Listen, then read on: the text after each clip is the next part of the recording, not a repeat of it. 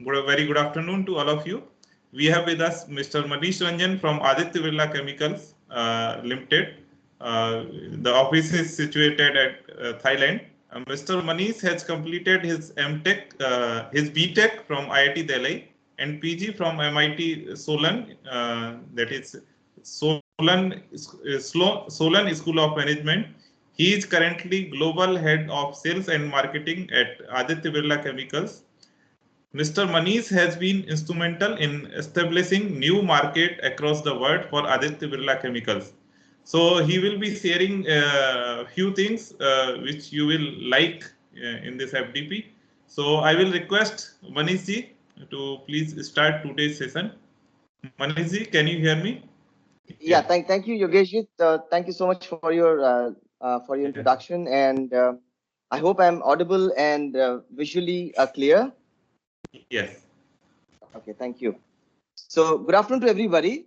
So, this is Manish, and I work for Aditya Birla Chemicals Thailand Limited, looking after their chemical business. So, I have been in Thailand for almost 13 years now, and for all these 13 years, I've been handling the chemicals business for Aditya Birla out of Thailand, developing the new markets for them, going across the world, and growing the business with time. So during these 13 years, I had the opportunity to travel to almost 80 countries across the world. And in today's context, we do business in more than 70 countries. So the business of Aditya Birla, if you go back 15 years, used to be predominantly Asia based, and most of the markets for them were in Asia. But with the growing demand in other parts of the world, and also with the growing demand within the company to expand, we had no choice but to go into regions and territories where we don't sell. So starting from Asia, we went to Middle East, then we went to Africa, then to Europe, and then to USA and South America. So today, if you think of the top 70 economies of the world, in all those 70 countries, our product is being sold. History for us, what it takes for a company to go global, and why should companies in India, for example, or any other part of the world, but specifically India, I would say, be looking at international market and not just the market demand within India. See, most of the economies of the world are developing at the back of other economies. For example, we all know about China. China is developing not because of the demand within their own country, but because of the demand which is they are trying to cater to other parts of the world. Similarly, for example, Japan, Korea, USA, Germany. So all these countries are trying to grow their economies, not only at the back of their local demand, but at the back of international opportunities which are available for them. And that's how they've been doing it. So how can a country decide and grow the way they want to grow? See, so a lot of things go behind it. So I'll take you through the presentation here, and during the presentation, I will tell you all those small things which go about in making such an international foray successful for any company.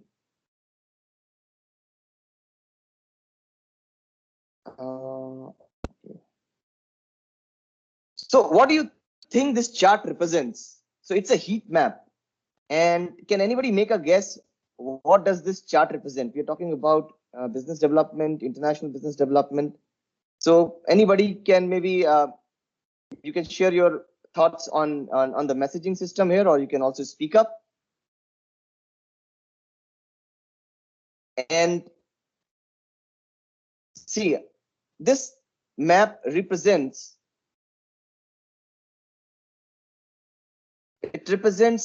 the value of the exported goods as the share of the GDP of any country. So suppose the Indian economy, let's say, is 100 rupees. So out of the GDP of Indian economy is 100 rupees. So out of that 100 rupees, how much is the contribution of export? So yellow is the range. If you see yellow, the light yellow is 20%, the darker yellow is 40%, orangish is 60%, then the red one is 80, and which is dark red is like 100%. So if you see, India is in the zone of 20%, 1 to 20% zone. So in India, the Indian economy, the Indian GDP of almost close to $3 trillion that we have today, 20% of the GDP approximately comes from exports. The balance 80% is all which is coming from within the country. Look at USA. USA also, we always think that USA is a huge exporter of products. They're producing everything and they export a lot to all over the world. But if you look at the color, it is yellow color. And the yellow color signifies that out of $22 trillion economy that US has, 20%, approximately 20% comes from exporting of the goods from USA to other parts of the world. But looking at the absolute number of $22 trillion, even 20% is a very, very high number for USA that way. Looking at Africa, if you see Africa, most of the countries, because Africa is a very, very mineral rich continent. So we see a lot of countries being in dark yellow zone. So dark yellow means 40% of export. So all the economies of these countries, 40% of the GDP is contributed by exporting outside. So why I'm trying to talk about this slide here, export, is because we want to convey the point that how important the export market is for any country. For the companies. So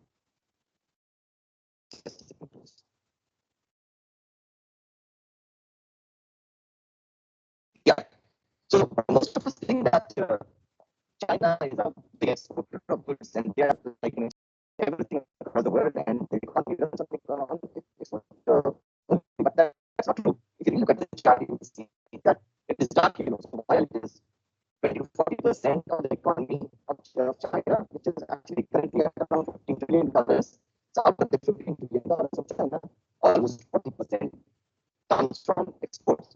The balance 60% is still their own internal economy. So internal domestic GDP of the GDP of the country, China is quite high, very high. So if they start exporting tomorrow, still they have enough to sustain the domestic market also. Similarly, Australia, like Australia is mainly exporting mineral ores to like iron, copper, and other things to other parts of the world. So it is yellow in color. So contrary to what Trump said, so China is not exactly dependent on exports, and it is a lot to do with the internal economy also. And coming to US, can the US survive without Chinese imports? Very difficult. It is very, very difficult because USA, if you really see, it's in the yellow zone, right? Yellow zone. So USA as such in today's scenario cannot survive without China. There can be a lot of talks about anti-China sentiments, but for USA industries in USA to survive, they have to depend. They are dependent on China for supply of raw materials and other goods. So this is a very interesting chart, which I thought just to set the context for the discussions as we go forward. It's a very, very interesting chart, and it is known as the Trade Openness Index. And it shows out of the total world GDP, what is the percentage of the export import? So if you see in the beginning, that is early 60s, if you see out of the total global trade, let's say there was the absolute number is 100 as the total global trade happening at that point of time, only close to 25 to 24% The balance, 75% close to that, was because of the internal consumption of various countries. So whatever, for example, India needs, India produces and India consumes. Very little would export out of India. But as you see from 1960s and as we go towards 2016 and the current scenario, you see that number from 24-25% has gone up to 60%.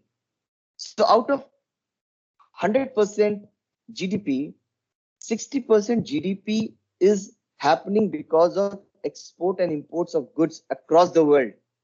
So it is not just the internal domestic requirement which is running the GDP of all these countries. So as the famous economist Thomas Friedman said, the speed and the breadth at which the changes are happening today is phenomenal.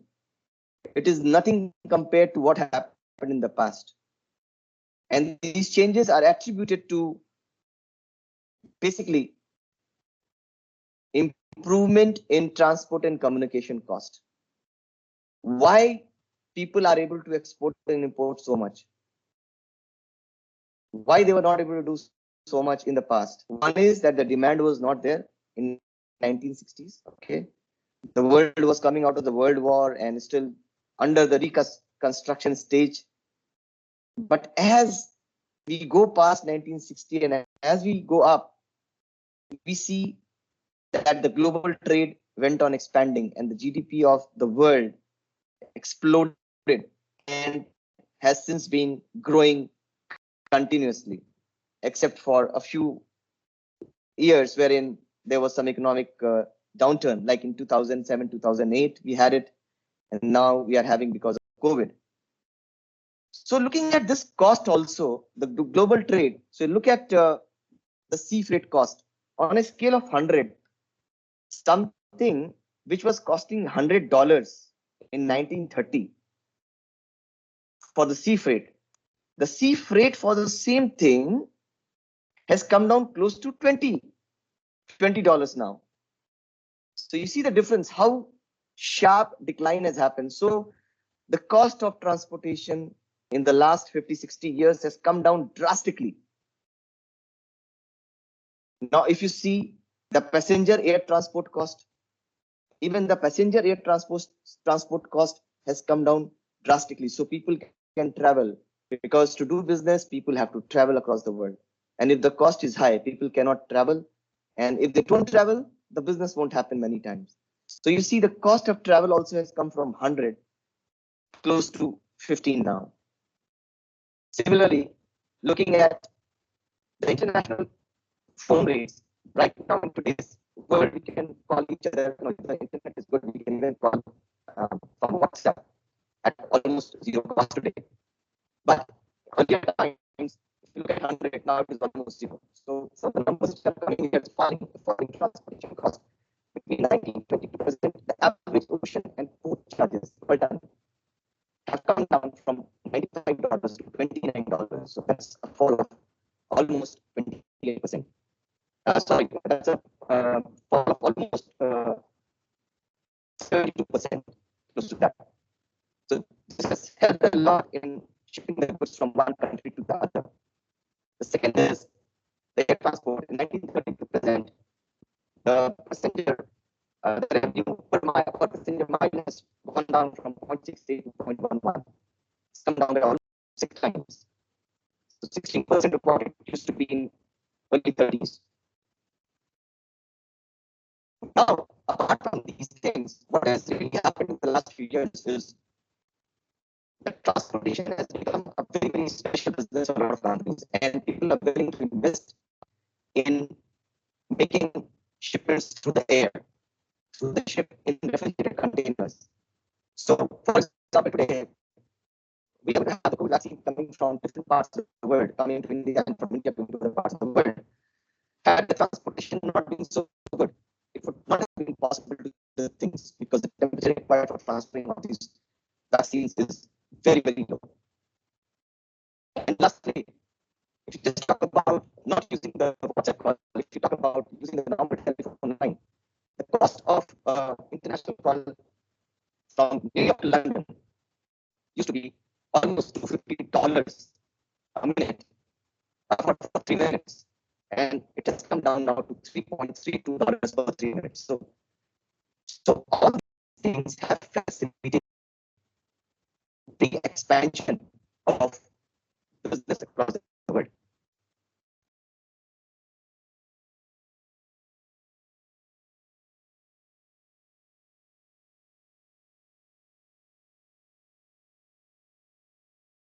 So why is the global trade on the line? So apart from transportation and the transportation which has gone down, communication is something which is very, very important. So in the past, if you see, we used to do courier services through the postal system, which was a very, very slow process. It would take days and months to reach from one part of the world to the part of the world. But today, the communication is so fast. The advent of the internet has enabled people to connect with each other at a click of a button. Today, I want to talk to somebody. Today, I want to send an email to somebody like we are talking today. We are doing a video call, and such a good quality video call we are happening. It's happening because the system, the IT systems, the communication has become so good today. And this is transferring of talking to people and negotiations and all those things. If you really see in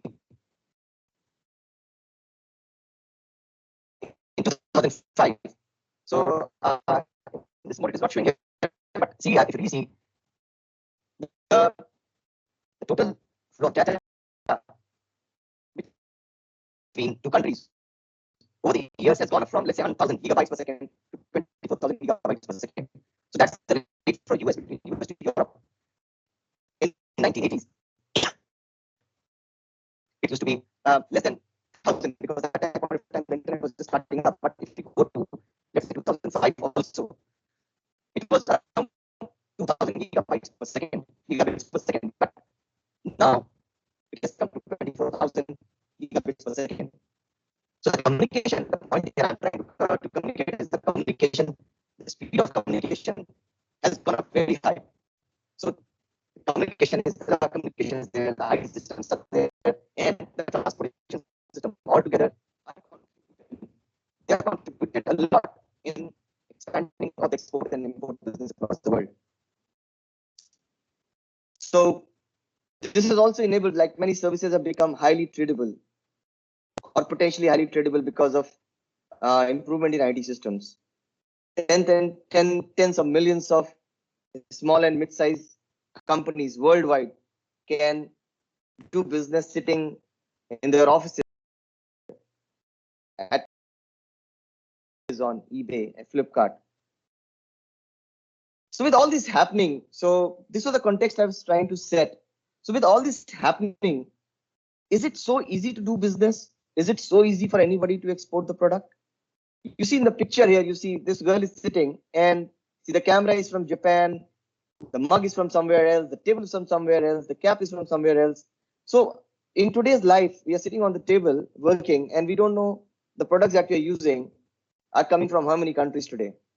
Okay, but reaching of these products to the consumers is never easy. And that's where the sales and marketing comes to the picture.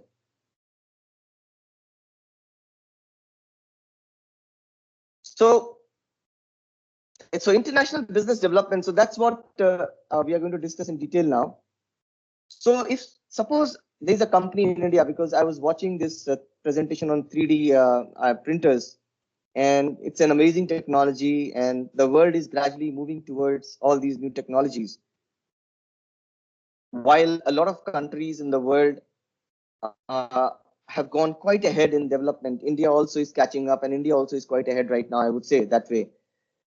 Nobody knows, maybe in next couple of years, India may go beyond any other technology that is available in the world. But just having the technology does mean that India can reach out to all the markets.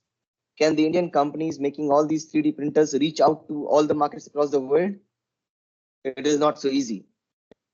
So for any company which is trying to go out to new markets, some of the very, very important things that we do is, number one, I would say, is the market analysis. The word market analysis looks very, very simple. And somebody may say that, demand and supply. If there's a demand, you can sell. If you can make a supply, you can fulfill the demand. But is the market analysis so easy? Not at all. See, for example, I am sitting in Thailand and I have to do a market analysis of selling my product in Brazil. It is very, very difficult. It is not easy to do the market analysis, despite having all the IT systems that we have. All these items, etc., the communication systems have speeded up the process. They have definitely speeded up the process. The way we can do it, the faster way of doing it, it's definitely improved a lot there. But a market analysis is always a very, very deep process.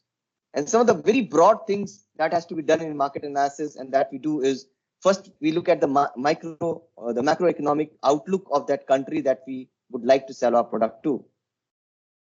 Then we have to look at the competitive landscape of that country.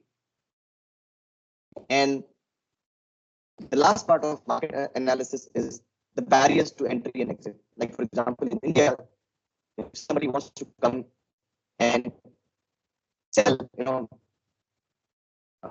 lot of Chinese goods are having a lot of duty in India now. So if somebody wants to sell, for example, some chemicals, like the sulfites, which I handle, if somebody from China wants to sell sulfites into India, the barrier is entry is very different. It's not so easy. Yogesh, am I audible? Because I'm getting some signals of not being very good. Yogesh, can you hear me? Hello? Okay. So I'll go ahead. Can you hear me, Yogesh? Am I clear?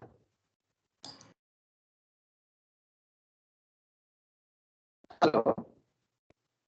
Yes, Maniji. Can you hear me? Yes, Am I audible? yes, you are audible. You are audible. You are audible. Please go ahead. Okay, fine. So, breaking this various parts into subparts into some macroeconomic outlook contains something like GDP growth. So the GDP growth of any country is very, very important. So suppose a country company from India making a 3D printer, they want to go and sell in Brazil. So it is very, very important to see what is the GDP growth rate happening in Brazil. Is Brazil a growing economy? How has Brazil done in the last 5 years? And what are the projections of the industry in Brazil for the next 5 years? Because the GDP growth represents the growth of the market and the growing demand of the product that you like to sell there. The second very important is currency fluctuations. Okay, I will give an example of Turkey. The Turkish currency, which is lira, in the last 1 year, it has fallen down by more than 100% against the dollar. More than 100% against the dollar. So somebody, if he wants to import from India the 3D printer machine to Turkey, they will have to pay 2 times the price. 2 times, because the export happens in dollars and they will buy it in their local currency to buy the dollars. So they will have to pay 2 times the cost. So the currency fluctuations are very, very important. Any country where you would like to sell should have stable currency. If the currency is not stable, the capacity of the local buyer to buy from you is not going to be very, very stable.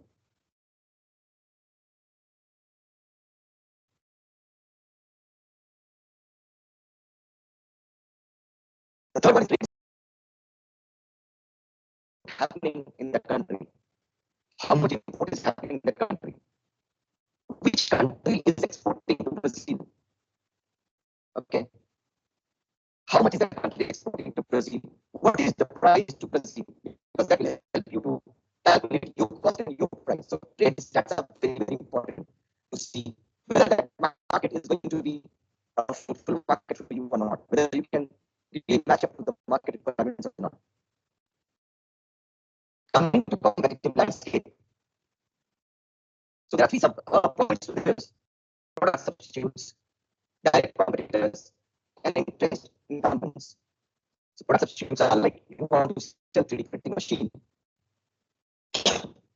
In today's world, well, there is not a big market for it because it's a newly developed product, it's a new technology. So the product substitutes will many, but I'm not sure. Maybe people who are creating this new technology will be more aware of it. Are there any product substitutes which can replace the 3D printers if you want to sell it to Brazil? Is that possible or not? So product substitutes are very, very important to see because those would form a competition for the product that you want to sell. The second is direct competitors. We have to see, we want to sell it to Brazil, our 3D printers, but we have to see what is the competition there. Is any company already supplying these machines to Brazil? And if they are supplying from which country? What is the technology? Is the technology better than us? Is the quality good? Is the quality bad? How is the pricing? How is the service? So when you study about competitors, you have to study about all these things. So these things will be very, very important to understand the competitive landscape of that market. The third would be entrenched incumbents. It means the people who are already there in the market, who have been there for a long time. So for a product like 3D printers, it would not be applicable. But for any chemical, for example, that we sell, there may be a lot of other suppliers of chemical in that market. They may be having a very deep root into the system, and it would be very, very difficult to uproot them. So understanding the existing competition, the length of the competition, the quality of the product, whether it can be substituted or not, these are very, very important things again in competitive landscape. The last one is barrier to entry and exit. Like I told you, there are a lot of barriers to every country. Like China cannot sell a lot of things to India now because the duties are very, very high. So putting a duty on a product is like putting a barrier, and because India does not want to import a lot of things from China, so they are putting a barrier of putting, let's say, 50% duty. So while the Chinese may be very, very cost competitive, but because the duty that India is going to put on the product, selling Chinese into India is not going to be possible because it will become very expensive because the duty that the government is going to charge them.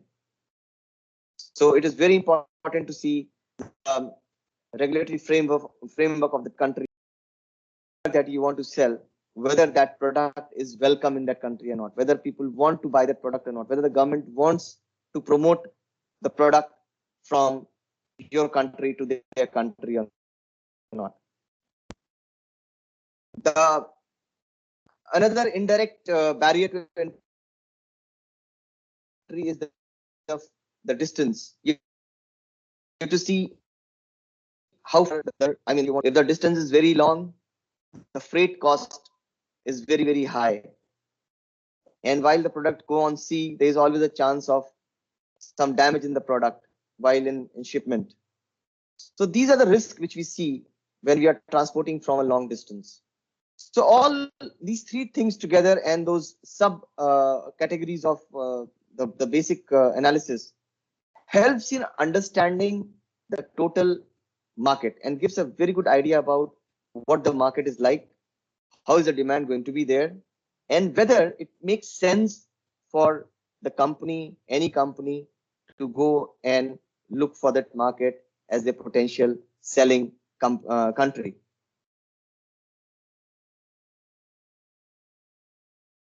The second one is the market sizing and characterization. So while we have done the competitor analysis, the market analysis we have done, the next one is the market sizing and the characterization. So market sizing is in three parts again.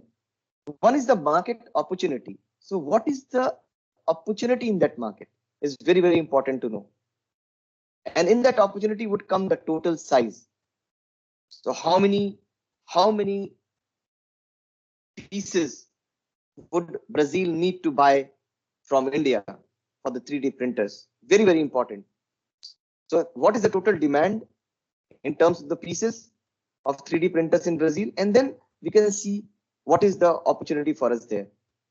So addressable size is something where we see that we can enter. One is the bigger market share, the market size. Out of the big market size, we have to check and see what is the size that would fit for our type of product. What is that market part which would accept our product? Because not everybody would welcome your product coming to their country or to the customers. Buyers have specific requirements. So are we meeting all those requirements? Then maybe the buyer base is bigger. If we are not able to meet all the requirements, our buyer base becomes smaller. So we have to check that addressable size. Then the segment size. Within that addressable size, you have to see which segments are going to buy. Like for example, 3D printers.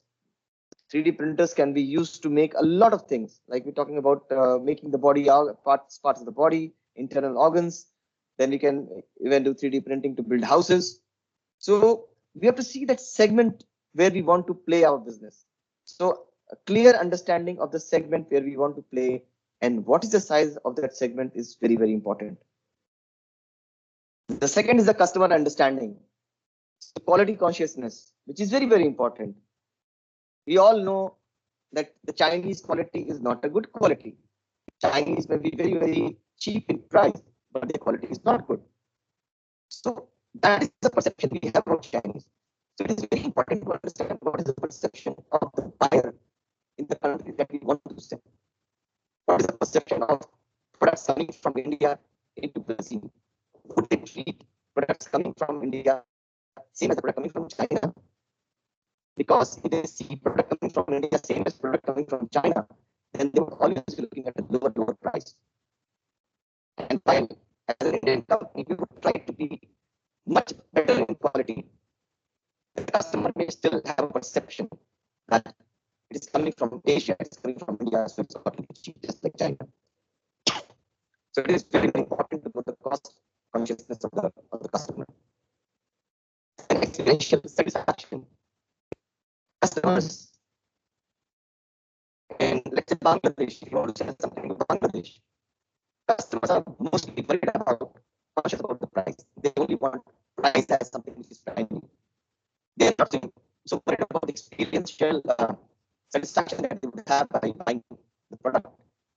For them, pricing is very, very important. But for if they want something for them, the whole experience is very, very important. You may supply a very, very good quality, high quality product, but in the experience of buying the product, the experience of using the product, how is the ease of use of the product? If it is not there, then that is not the market. So it's very, very important for us to understand what is the type of population there and what understanding on experiential satisfaction, how much would they like to have good experience to say. The thirdly would be application understanding. Suppose you're going to use 3D printers for building houses. So you have to see whether it's a stagnant segment or not.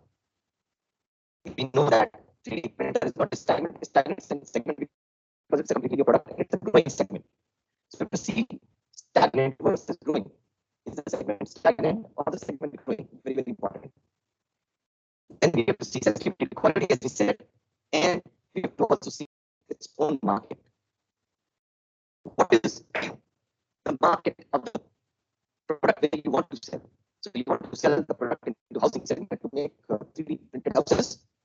So how is the housing sector doing in that country is very, very important, because if the housing sector is not doing well, you will like to sell a lot of 3D printers to Brazil, but Brazil will not be able to buy it because the demand of the housing sector is poor there. So as you see, this is the market sizing and characterization forms a very, very important part of international business development. Without understanding this with clarity and with detail, it will not be possible to be successful while going to any new market. to supply or to ship your or to sell your product there.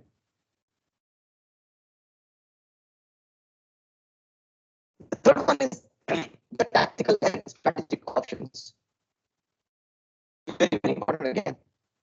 So in tactical and strategic options, we look at competitive positioning, we look at pricing, we look at channels. Channels means the distributors, how we want to sell it there, because we are going to supply it from India to Brazil.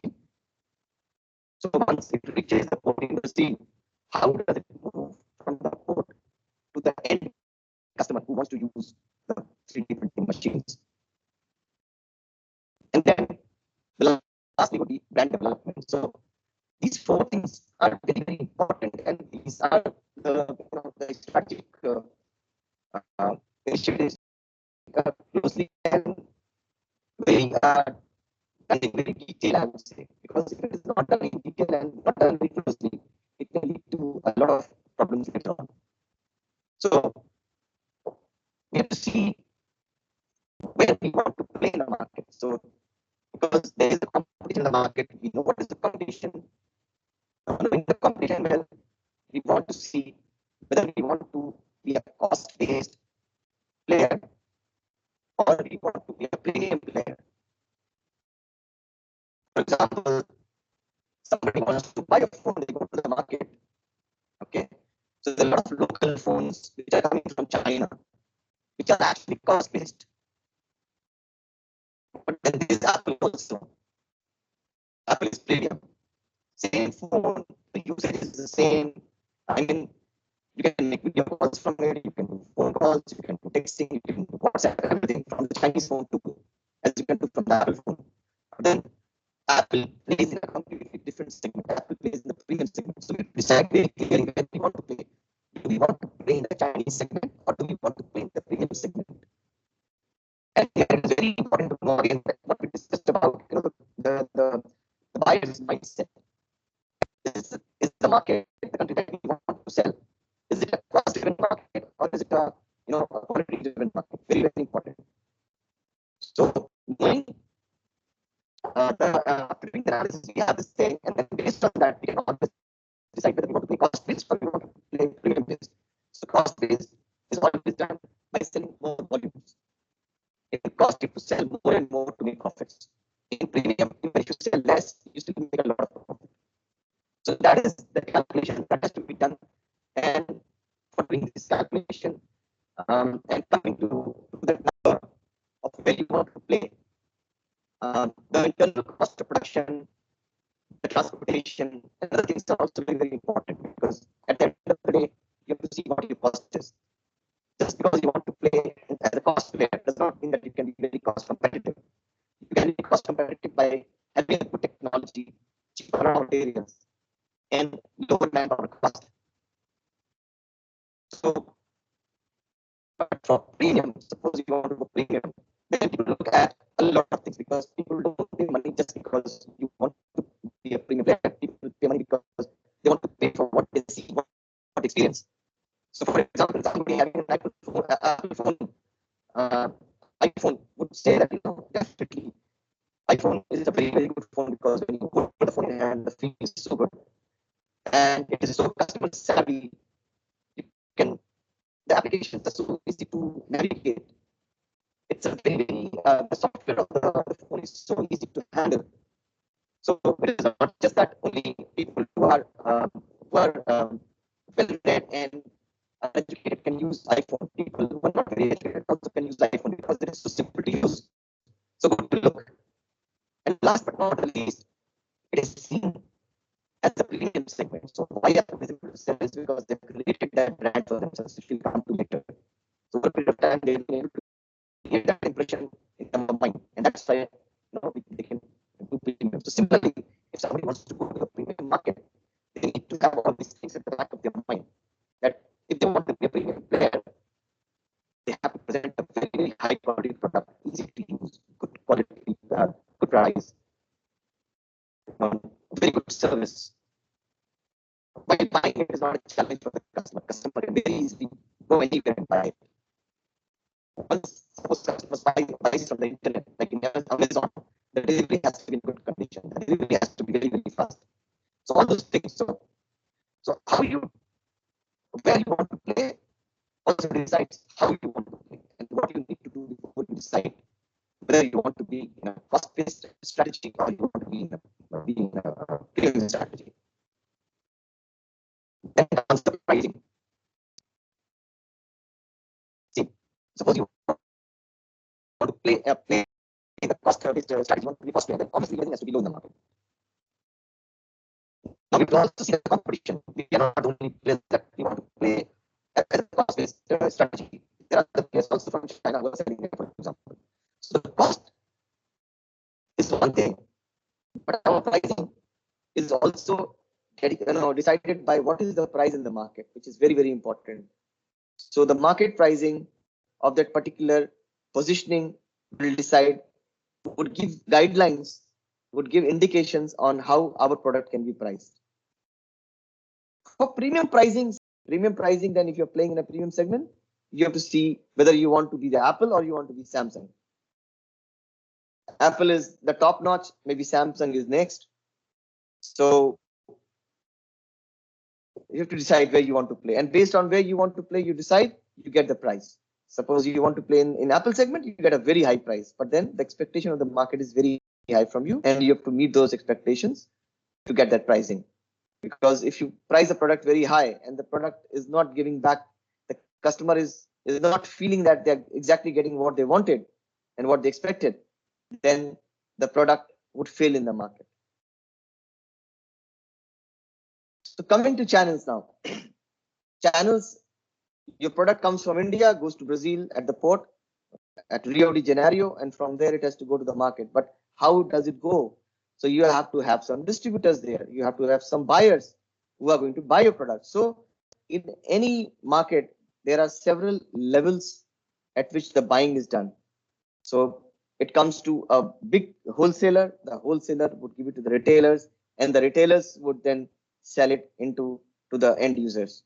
So the decision to appoint, one is we have to decide whether you want to do direct selling. So, you have office in Brazil, you get the product and sell it directly to the end user. Second is indirect selling. So you want to go to a distributor. So you sell the goods to a distributor in Brazil, and the distributor in Brazil would then sell it to some other retailers, and those retailers would sell it into the market. So channels are very, very important. You have to decide that you have the right partner with you. The company with whom you're partnering, your distributor who's there in that country, is a very good distributor, financially very sound, has a in the market, reach in the market, knows the market very well, because when he buys the product from you, he's the one who's going to sell the product. And for him to sell, if he's not good enough, he will not be able to sell. So choosing the right partner for indirect selling is very, very important. Lastly can be contract manufacturing also. So in that, what we can do is, maybe we don't ship the whole machine in one lot, but we ship the machine in bits and pieces, and various parts, and then those parts go to Brazil, and the parts are assembled in Brazil and then sold into the market. So that can also be done. So depending on what is going to be more, making business sense in totality, the channel strategy is decided. The last one is the brand development. So brand development, so that's where the cost and the competitive positioning comes into the picture, depending on where you want to play.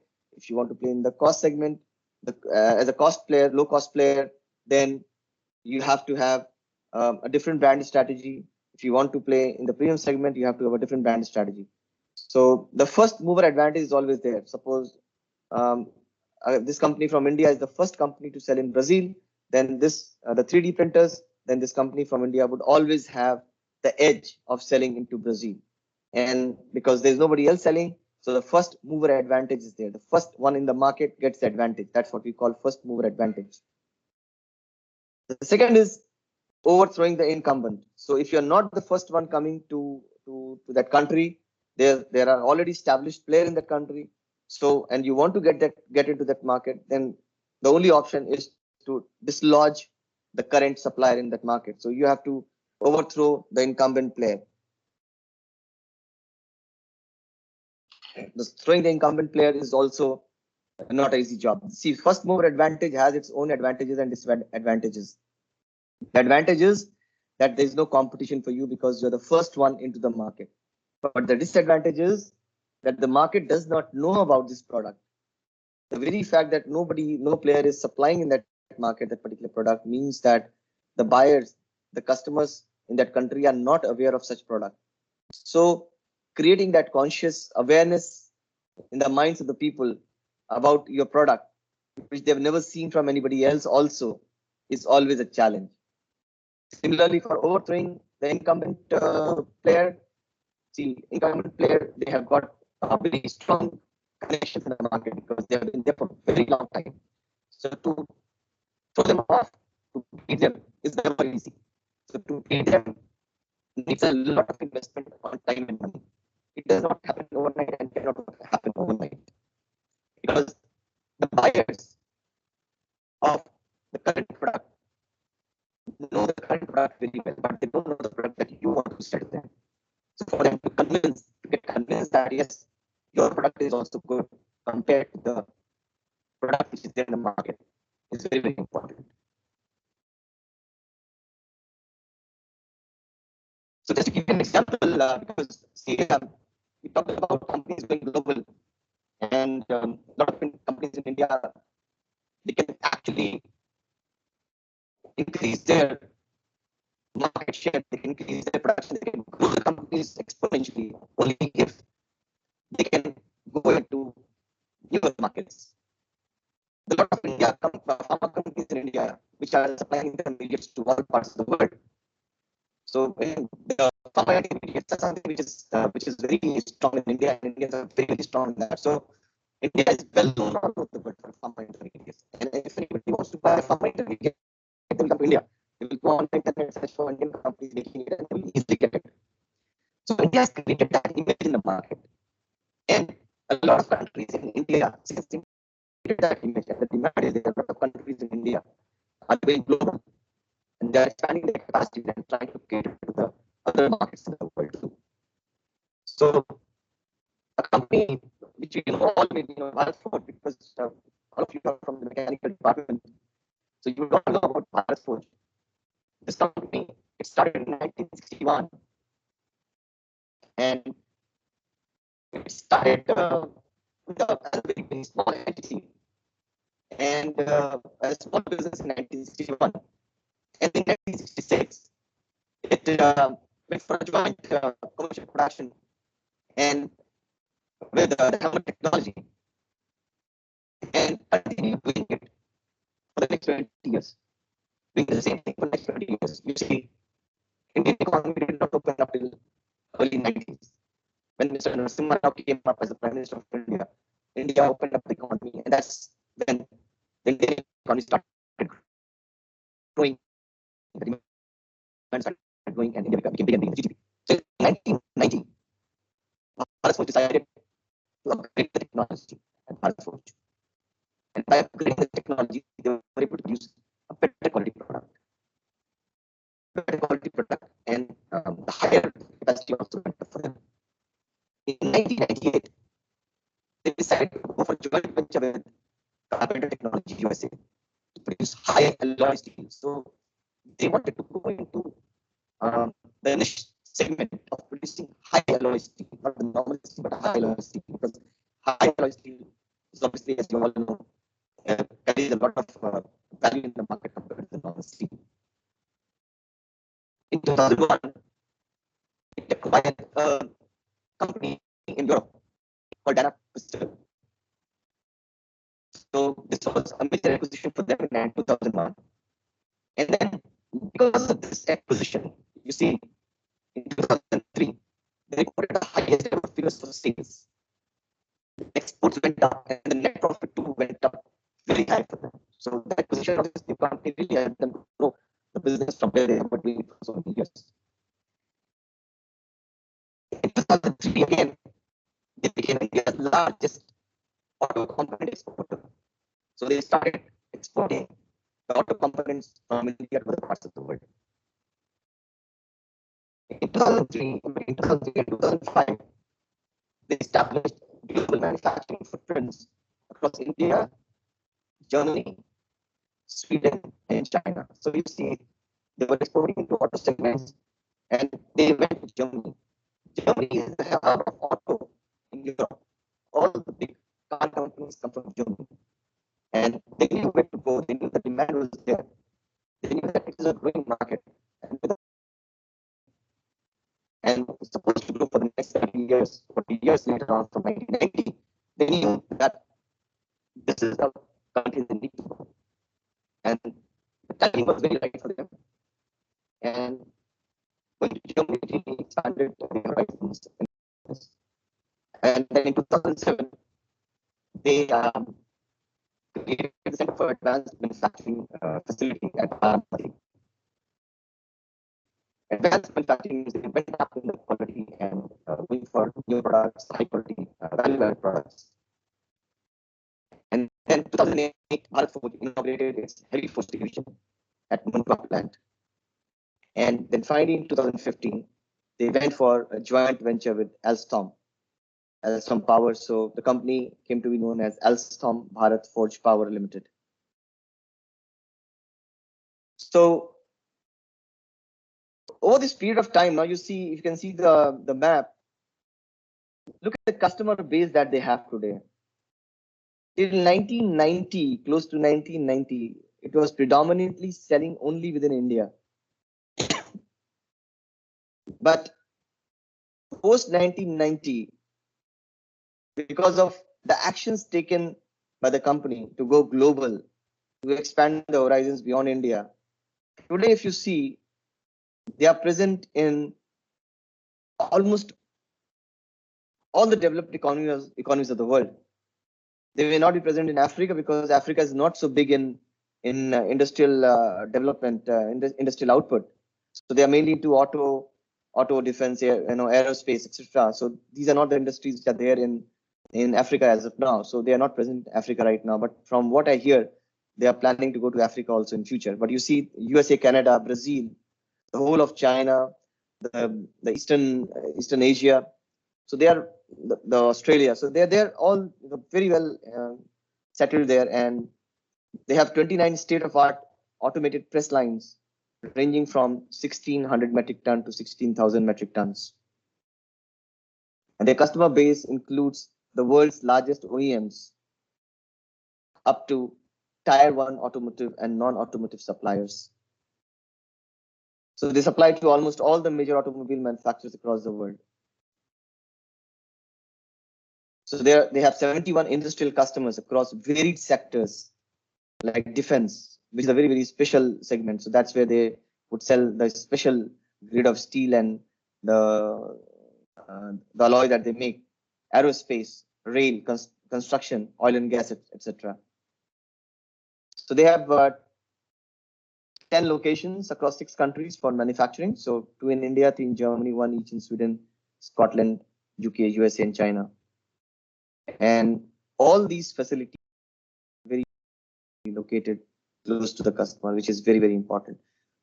So today, Bharat Forge is a force to reckon with in their field in forging business, and they have a global turnover of almost 5,000 crores, close to 5,000 crores today. And they have not just come up to this level, but they want to take it to the next level. And I'm sure in the next 5-6 years, we'll see them more than doubling their revenues and growing by leaps and bounds. So that's all from my side.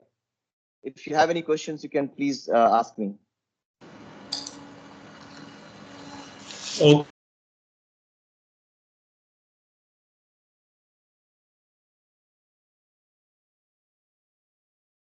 Dr. Yogesh, I cannot hear you. I cannot hear you, Dr. Yogesh. Okay, can you hear now? Yeah, I can hear you now. Yes, yes. Yes. So participants, if you are having any query, you can ask. Kindly unmute your mic and ask questions.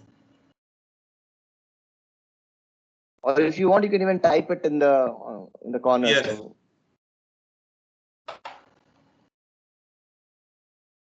I know this is a subject which is not very maybe very comfortable to the audience here, but the idea to give this session was to, while we are all into going big time into manufacturing, but there is a huge market available for all of us beyond what we are doing today. And if we can meet the market expectations and we go by the strategy that we have discussed today, there's a lot of opportunities available for all the countries, all the companies across the world.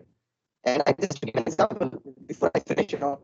Our company, where I work today, we have been able to, in the last 5 years, we have been able to double. We are the largest producer of the product that I handle. We produce sulfides, and we're the largest producer of sulfides in the world. And in the last 5 years, we have doubled our business just by going more and more international, going into new countries and new customers across the world. Okay.